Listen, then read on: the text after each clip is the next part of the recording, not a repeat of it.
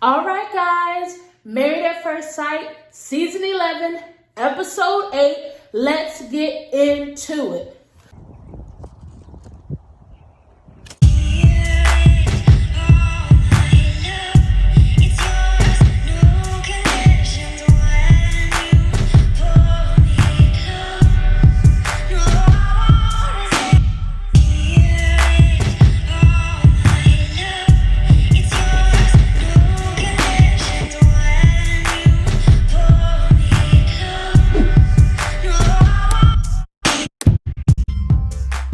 But before we get into it, I am Brittany, aka the Fruitful Wife, and I am your marriage cheerleader. I love and support all things marriage. So before we get started, I want you to go ahead and hit that subscribe button and become a part of my Fruitful Family. I would love to have you. Come on, I'm going to give you 5 seconds, then we'll jump into what happened this week. 5, 4, 3, 2, 1. Happy New Year! Or should I say, welcome to the Fruitful Family. Thank you so much for subscribing. I thank you for helping my channel grow. So, without further ado, this episode, everybody has housewarming parties. And I don't know what it is. I guess the producers made everybody except Amelia and Bennett do tacos for their party. I'm like, everybody doing tacos? Are y'all really? Is every couple just on one accord? Or is this staged by the producers? I guess the producers got sent to the grocery store and they were like, oh my God, what can we buy these people that's quick and easy to make? And it was like, oh, I got it. Tacos. But then why did they get Amelia and Bennett veggie lo mein? Why couldn't they just do, I don't know. I guess because they are such a unique couple, they decided to do unique food for them. But I'm like, hey, I like veggie lo mein. What if I want a veggie lo mein in my housewarming? Anyway, so the episode starts off with Olivia and Brett, and they are each going to meet their friends separately for lunch. And Olivia is meeting her friend, and her friend is like, hey, I haven't seen you since the marriage. What's been going on? How's everything been doing? And Olivia isn't like, oh, it's good. Oh, it's great. Oh, I'm enjoying my marriage. She didn't say none of that, honey. She said it was weird to be married. She says it's weird to be married. She says that a lot has happened. She said on their honeymoon in Mexico, they got into a spat because Brett overheard her rating the marriage. And in his opinion, it wasn't a great rate. And he refused to rate the marriage because he thought that it was degrading and dehumanizing. So that was the first little spat they had. Then she begins to just unload on her friend and tell her, you know, we have such different things. I like to spend money. He doesn't like to spend money. And all of these things. And she just feels like these differences are just so much and they're hard to kind of deal with. And she called it a spat. The disagreement that they had was a spat. And she says that this marriage is going to be a challenge. And she admits that she was offended that he basically told Pastor Cal that she doesn't know how to budget when she asked that she needed help. And another thing is she said that she doesn't want Brett to tell her that if she wants to buy something that she can't have it. And her friend, I don't know, I get these, they didn't mention whether the friend was married or not, but just the way that the friend reacted, almost, it was a very mature reaction. It was kind of like, well, did you tell him that? Did you communicate with him that if you want to buy something, you don't want to be told that you can't? Like, did you have that dialogue with him? And she was like, you have to say that. You have to speak. So I kind of liked how the friend took it in. The friend didn't start bashing with her or joining in that, but she was like, marriage is hard work. You're going to have to put in the work. This isn't going to be easy, and you have to communicate and tell him what's going on. Like you, Rachel. Rachel was the name of Olivia's friend. So we go over to Brett, he's spending time with his friend, and his friend wasn't at the wedding, and was like, last time I saw you, you were single, you're married now, what's going on? And basically the friend was like, well, you went on a honeymoon, did the other couples go? How was it traveling with strangers? And he said it was no worse than marrying a stranger. Brett just really has this sarcastic tone. And I don't mind sarcasm because I consider my husband to have a very sarcastic and dry humor. But it's a thin line between sarcastic and dry and then just taking punches and blows at people. And I don't believe that Brett has quite mastered how to just be sarcastic without the offense, being offensive. Anyway, so then he says that Pastor Cal was stirring up. He was stirring up when he came to meet with the couples. Brett's telling his friend this, and I was like, did you, Pastor Cal was stirring up? Yes, and he said, bringing up hot topic issues. But here's my thing, Pastor Cal is a counselor, right? And he's supposed to be counseling you during this process. Do you want him? I mean, is it me? Shouldn't a counselor be talking about things that he can counsel? Or I guess maybe Brett is saying that, because you're on I don't know. Like, is it because you're on TV and he brought these things up and he's counseling up? Because you did sign up to be documented. So you know that these hot topic issues, as you put, are going to be put on blast for the public to see. I mean, that kind of comes with the territory. And he even went as far to say that what Pastor Cal bringing up those hot topic issues was a move. Now, y'all know I ain't saying none of that on my channel. Just understand and know that. But I was like, wow. I mean, he seemed like very unhappy with Pastor Cal. And for all of that mouth that he got, I wonder, did he take the time to tell Pastor Cal that to his face? Because, honey, you talk a lot. But are you going to tell Pastor Cal that to him face? I'm just asking. Anyway, so the friend is like, okay, well, even though that happened, did the conversation come to like a resolve or a positive end, or did it end up with red flags? Brett didn't answer the question, and he was like, huh? Like red flags. Basically, he said, it ended up with red flags, and the friend was like, oh, really? And then Brett, in my opinion, and maybe it could be said that Olivia did this too. You tell me in the comments what you think, because I'm going to do a comment read. So put your comments down below, and then I'm going to shout you out, read your comments when we do the comment read, because I want to hear what you have to say, and I want to hear your perspective on these things as well.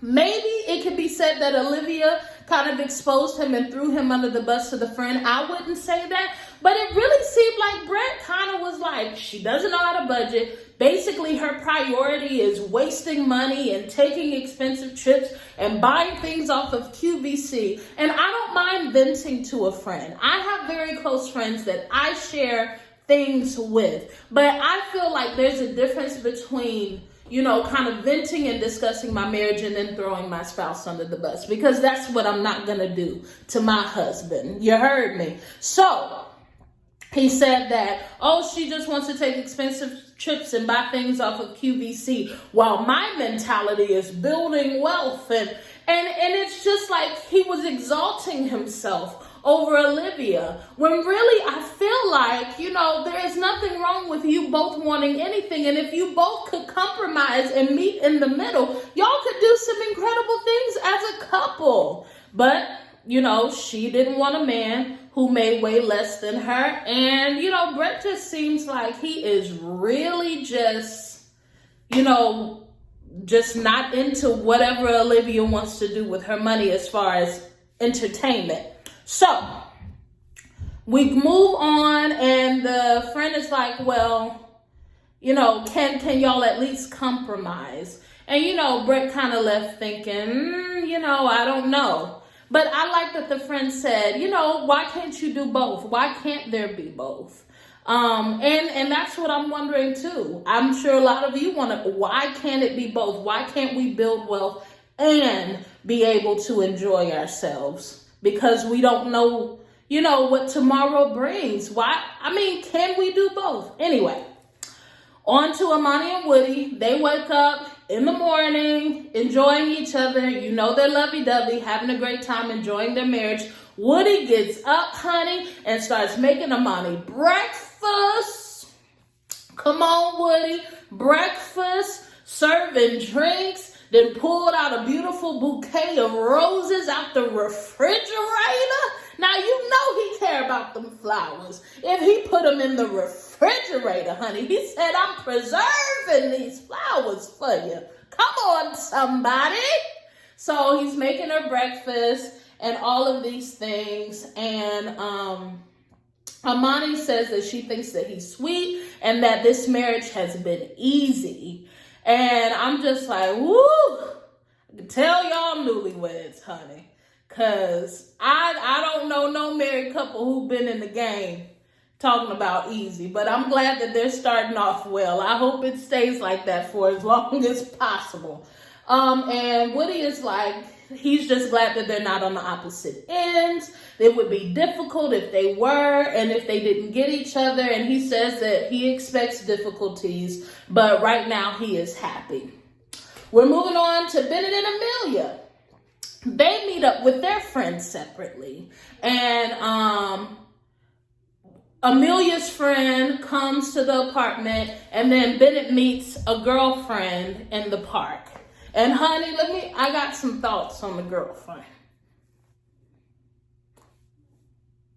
Anyway, so they meet up, and then Bennett's friend asks about the wedding, and he says that it was great. And, even though it was crazy as well, all of that stuff, he says that, it's great. He's really enjoying himself. And, he's just speaking great things about Amelia. And then Amelia's friend kind of asks, well, how is everything going? And Amelia has the same things to say. Everything is going great. They are having a good time in their marriage as well, just like Woody and Amani.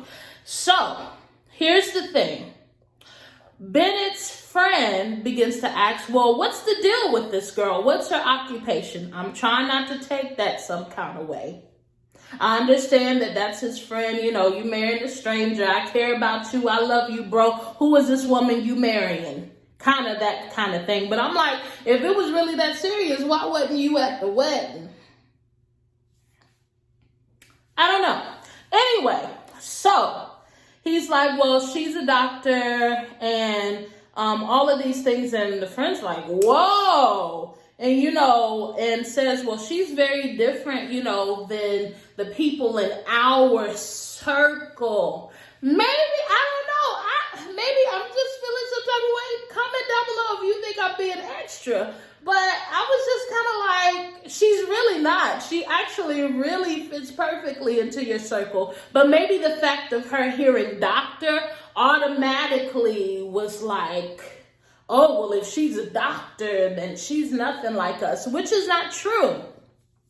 Interesting. So it said Amani's friend was asking what his jobs were, and Amelia starts naming all of his mobile jobs, and she's like, oh, that's great, so he can move with you. And Amelia was like, well, I'm just wondering, if he'll be supportive or whatever.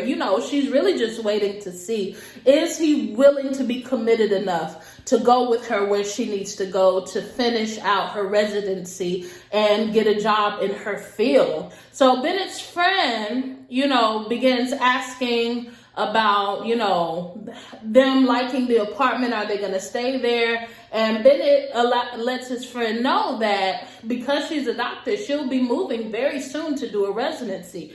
The friend is absolutely shocked. You can tell that she's taken aback. She is not happy to hear that her very good friend will be moving. And she basically lets him know, I don't want you to leave.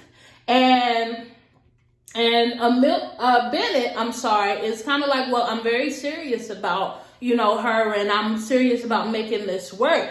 And then the friend says, ha!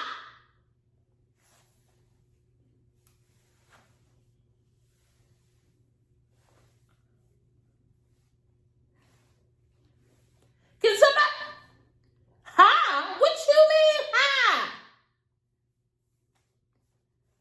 Honey, she was not happy. And she was like, are you really, I'm just wondering if this is another one of Bennett's adventures, or are you really thinking about the rest of your life? Honey, let me tell you something.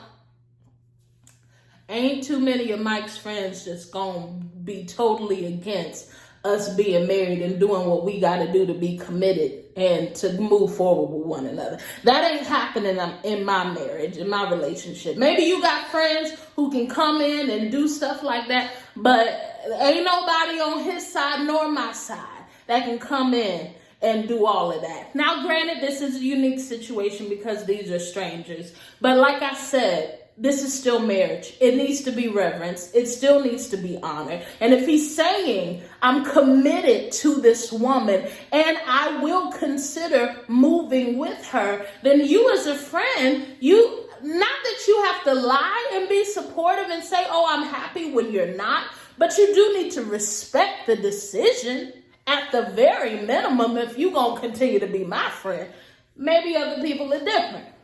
All right, so we move on to Karen and Miles. Karen comes into the apartment. She just got a manicure. Miles is giving her compliments. And then Miles begins to just tell her, I need more communication from you. I don't like that I don't know what you're thinking until Pastor Cal, asks you questions. Like, you told him that you felt that I was attractive. I want to know that. I want to know that you find me attractive, not answering a question. It's because, she was being nice, and I don't really think she does find Miles attractive, but that's just a personal opinion. And Miles just says that he doesn't want a third party to have to communicate. And Miles says that she's very hard to read, which I understand. And I feel like maybe she has mixed feelings and that's why she is hard to read. And Karen says that she's not good at expressing herself, that this is an area of improvement for her, and that she is very slow when it comes to men. Which, again, Karen, why did you decide to go the accelerated route if you were very slow with men? All right, I digress because I don't want Janice to get me. Y'all check out Janice Hilton also. But this ain't the way for you, sweetheart. If slow is your way of life, and if slow is your preference, Annie. All right, so but she did admit that she would be open to kissing Miles. That's what she said. But she said that she's not going to initiate it and Miles is too nice. But Miles actually brings it up in the conversation and says, hey, these lips are waiting for you whenever you're ready. I would like to kiss you. So I thought that was interesting. So, yeah, Henry and Christina. Honey, did y'all see Henry and Christina? Lord, Christina, let me tell you, Christina about at her wit's end. And Henry, he probably already there. Henry says he has always wanted a partner and family, but realizes these things take time and a lot of work. Yeah, Christina don't want a lot of time. She won't now. She wants you to touch her, hug her, kiss her, something. Okay, so Christina begins to ask what friends that Henry is inviting to the party. And, Henry's telling her. And then all of a sudden she goes, and end scene. Christina, when did you become director of Married at First Sight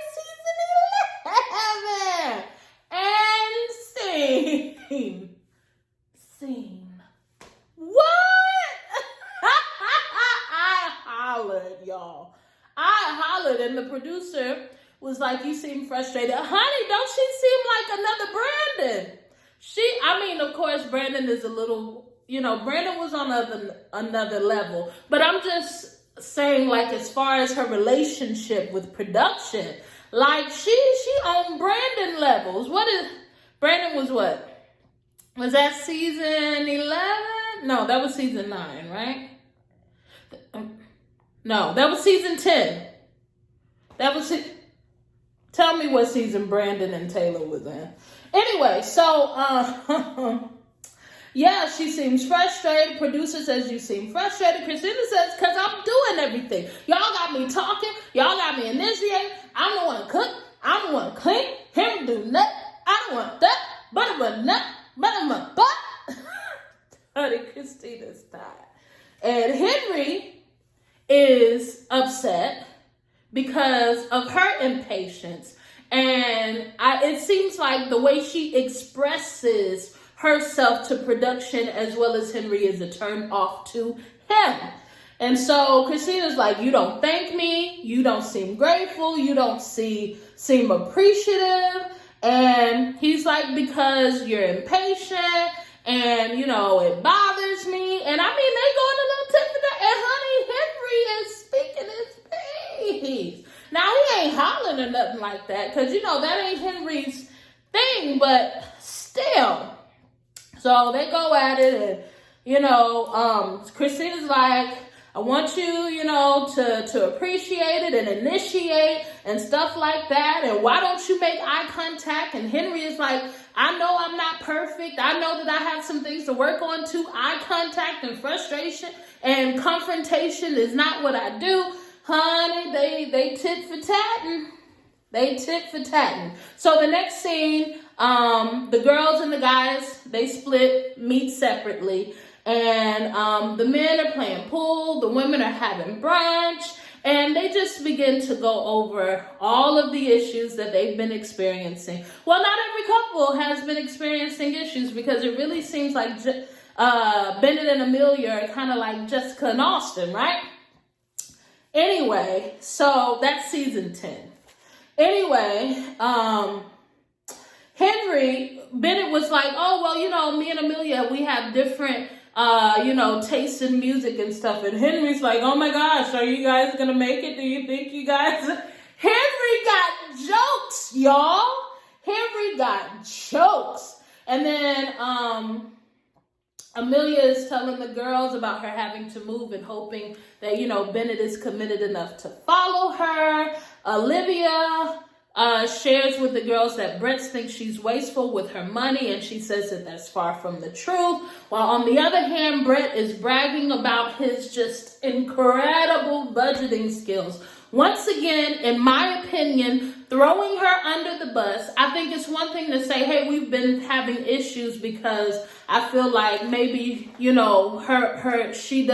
isn't responsible with money, or we have different views. But he's kind of like, oh, well, she's wasteful, and that's how I'm taking it. I'm just like, you ain't got to do her like that, though. You ain't got to do her like that. And then you're exalting yourself. You're not even naming the issues that you have. You're not even talking, but again, Olivia isn't either. Both of them, honey. Olivia and Brett. Both of them. Anyway. And so he's bragging about his budgeting skills. And, Bennett is like, oh, in his marriage, oh, do you like to, do nice stuff? And I like to do nice stuff. Oh, well, good. And because of Bennett's response to Brett commented in the side interview that he thinks that Bennett is taking his marriage lightly. Somebody seemed a little jello by that comment. And then let's see. Brett just wants Olivia to just dull down her taste. Instead of doing all the expensive trips, he wants her to do like 2-star and 1-star hotels instead of 5-star hotels. And Woody is like, your wife make a lot of money and she's used to nice accommodations. She's not going to change that for you. She's not going to go all the way down just for you. Y'all need to compromise. And he basically told Brett he needs to get over it. I I think they both do, and they both need to really compromise and come together in the middle. I don't think, okay, yes, she's used to 5-star, and yes, you may be used to 1 or 2 stars, but can't y'all meet at 3.5? I mean, I don't see nothing wrong with it. So, Henry shares with the guys that he calls Christina high maintenance, and the guys are like, oh, because everybody knows, Henry, you don't call a woman high maintenance. Find a synonym that's not as offensive. But Henry did say, hey, I should have used a better word. I need to expand my vocabulary. Correct.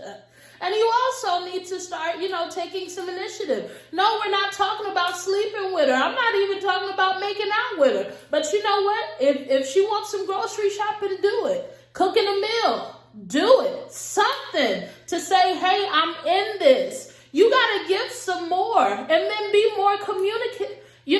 I say, come up with some ways that you can compromise that will help her work on her impatience. Because that is what marriage is about. You can't say, I don't like that, and then expect someone to transform right then. No, that's something that you take the time to work on. Work on. All right, so Christina says she's tired of doing everything, and if it don't change, it's going to be a deal breaker, honey. Amani says that Christina's going to have to be more affectionate, and she's going to have to make Henry feel more comfortable, because that is what Woody had to do with her. But again, Amani, what you don't realize is that Christina is saying, I don't want that. I want to be in a more traditional role as a woman, and I want the man to be the initiator. So, I mean, what you going to do? They need to work it out. And Christina just feels like she doesn't know how to crack the code when it comes to Henry. Amelia says she was talking to Karen about Miles, and she's really rooting for him. And you could really tell that Amelia really likes Miles. And I don't mean anything like that, but it just seems like she thinks that Miles is so sweet, and she's really hoping that him and Karen can work out. And then Karen shares with Amelia for the first time that they actually did share a kiss. And then the show does like a B-roll. I don't know if it's called a B-roll, but a shot. They actually filmed them sharing a kiss. Okay. Karen didn't look comfortable. She looked like, I'm going to do this because you keep on asking me, but I don't like to be pressured.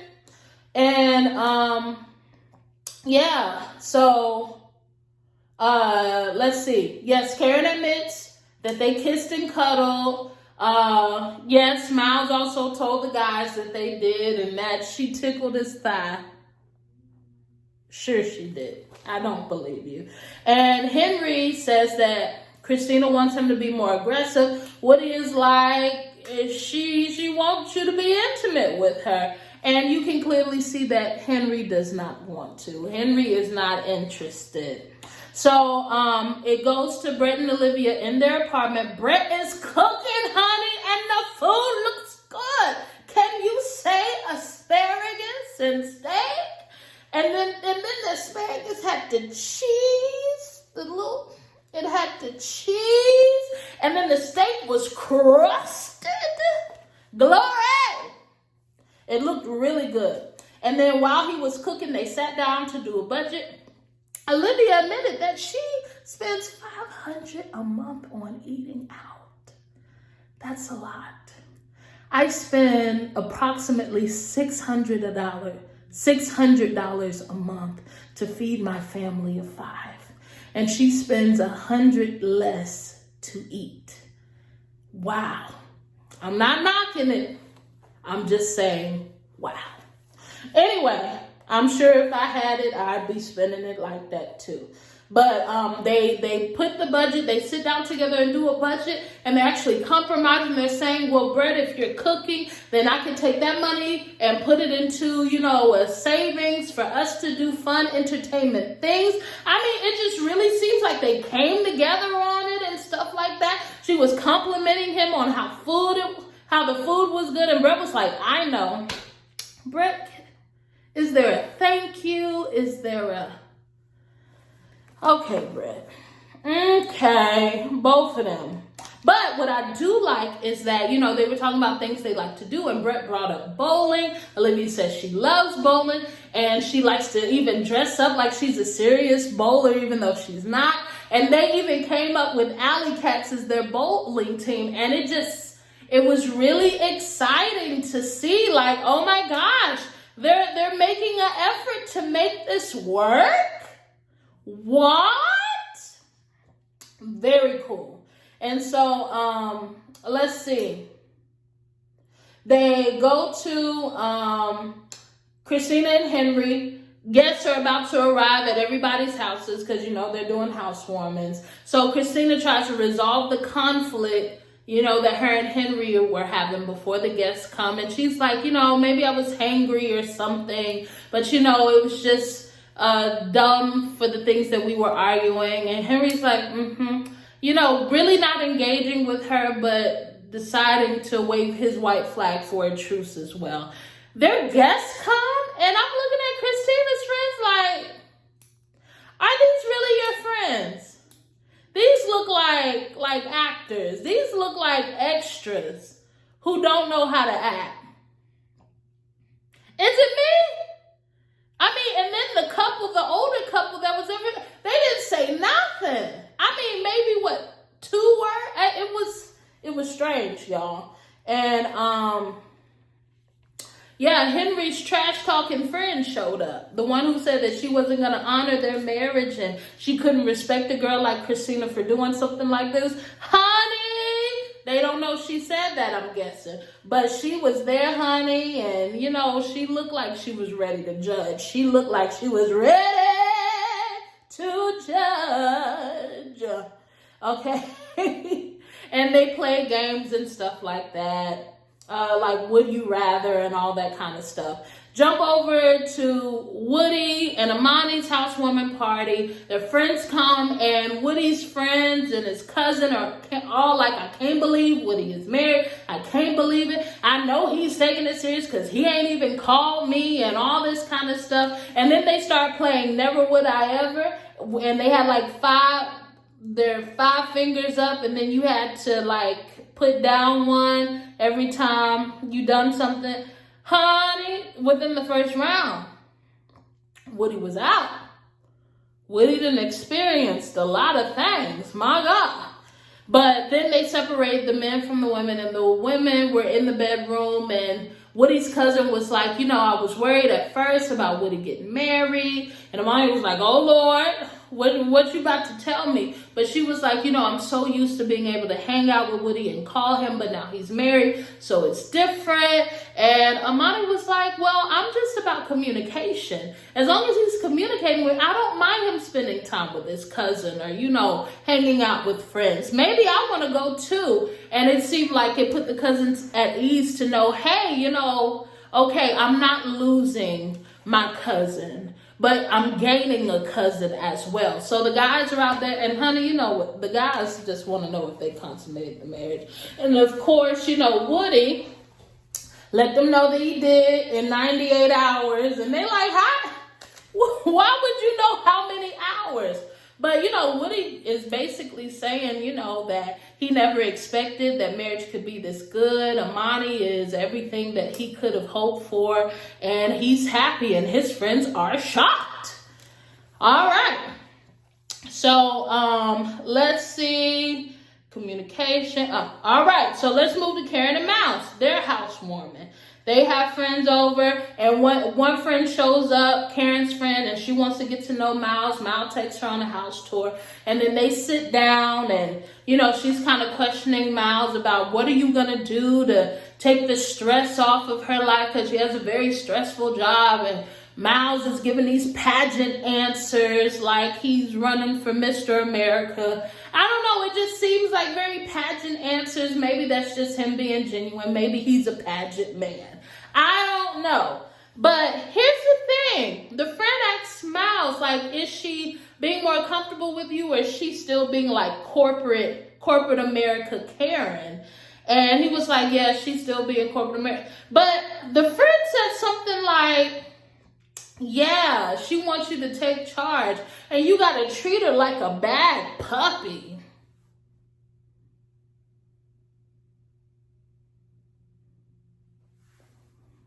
Treat her like a bad puppy?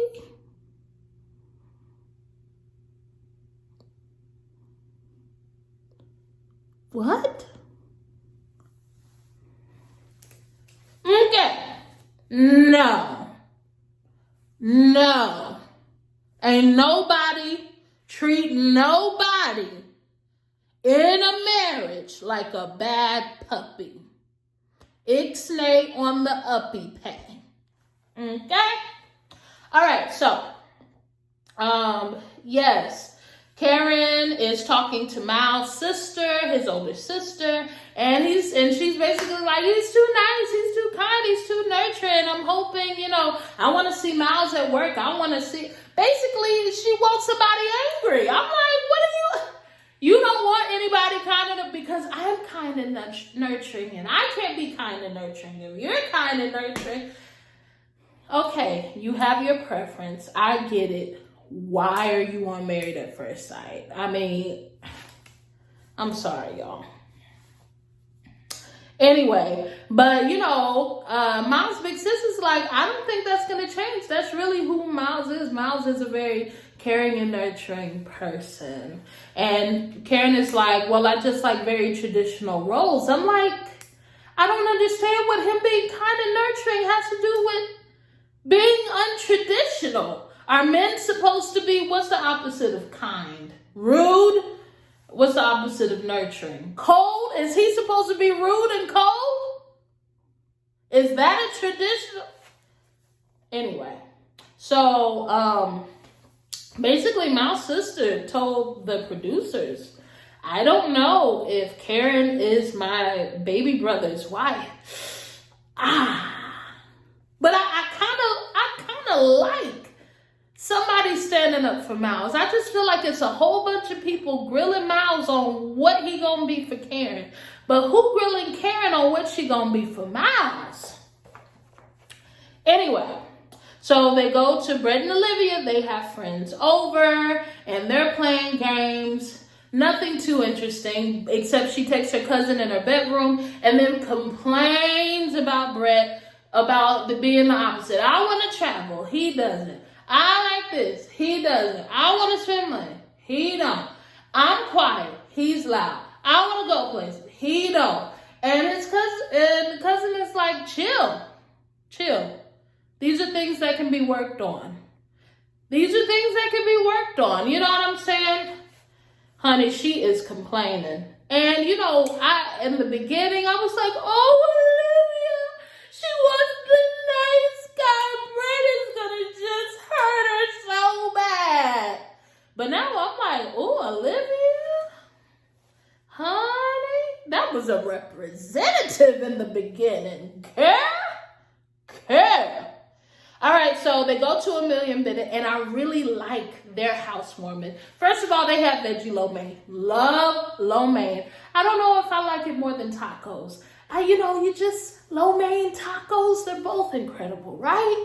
And so they're painting a mural that they're going to hang up in their apartment. I thought that was so neat. I was like, Mike, can we invite friends over after this thing, goes away? And have them paint a mural so we can hang it up. And Mike was like, yes. I was like, yay. And their friends are mingling. And it seemed like more of Amelia's friends than Bennett's friend. First of all, the so-called friend that he saw at the park show wasn't there, but she loved him so much.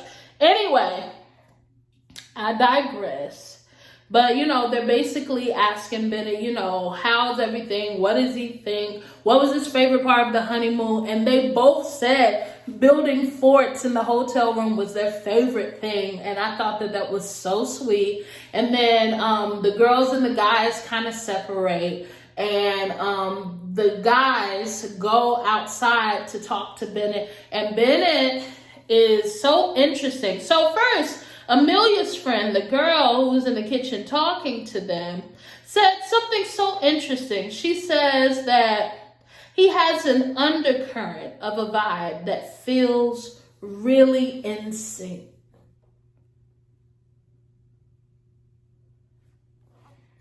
I might need a degree to understand that. But okay. And then Bennett says that Amelia is generous, thoughtful, and a gracious person, really enjoying her. And then he admits to the guys who I believe are Amelia's friends, or at least one of them, I think one of them, that he has a tendency to curate who he is in a way that fails to represent who he really is. What I got from that is basically he's ready to be intimate with her, but he's curating an image that says that he's not, which fails to represent who he really is. I need a degree to understand all of this. All right. But he's hoping that they'll be more intimate. Then the guy friend runs to Amelia in her room and tells him that he really likes the guy for her and that he believes that Bennett is good and authentic. And the guy friend is like, this feels so real. He's like, maybe this is the way everybody should do it. Just leave it up to the experts. Don't do that, Amelia's friend. Don't do that.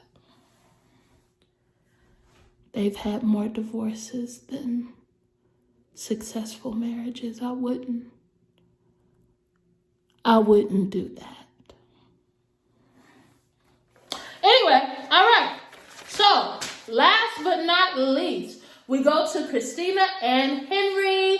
They are in the apartment, and Christina is about to cook these two beautiful pieces of fish. She realized that she doesn't have any butter or oil to cook the fish in. So, if it's salmon, that means it's going to stick to the pan, especially if you don't have a really, really good nonstick pan, which I'm guessing that they didn't. Then she goes into a fit because she forgot to get the oil and the butter and feels like, I can't go grocery shopping by myself.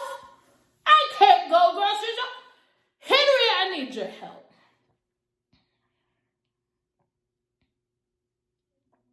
Okay. Henry is shut down. And I do agree with Christina. Like, Henry, come on. She's tired of the one asking questions. And I kind of feel like the producers are trying to formulate a story. So they are putting it more on her to kind of give the image that they're putting on. But yeah, Henry, you could give a little bit more.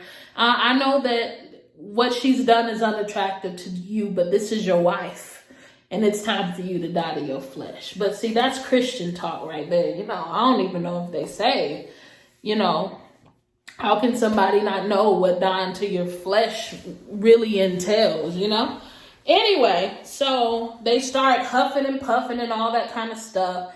And so Christina asks about childhood. Share with me a childhood memory. And Henry is like, my brother and I are super close, but we always seem to argue about the dumbest things. Christina was not happy about that answer. She was like, that's what you want to tell me? What do you want him to say? When I was a child, I was strangled until almost unconscious, and my parents used to lock me in the closet until they believed that I was going to be... What do you expect for him to share on camera? I mean, yes, it could have been deeper, but you don't have to get mad about it, though, do you? And so then he asks her about her favorite childhood meals. And Christina was like, oh, there's so many. I'm going to pass on that question. She is over it. Do you hear me? And honey, after all that huffing and puffing, that fish don't come out good. That fish looked dry. It looked seasonless. And it looked like, I don't know. Anyway, so Christina begins to complain to the producers. Can you just send me a list of questions? Because, you feed me these questions. It's so ingenuine. And Henry, I'm going to need you to give me more. And, Henry's like, literally not giving her more. And she complains and she said, I need more help and I'm frustrated. And Henry gets so upset that he decides to get up from the table and walk off. And he says he doesn't care and he's done. And that is how the episode ends.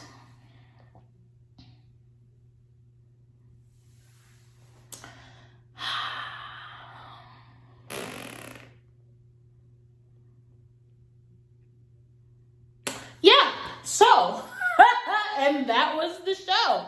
So it seems like there's going to be maybe some making up on the next episode, seems like.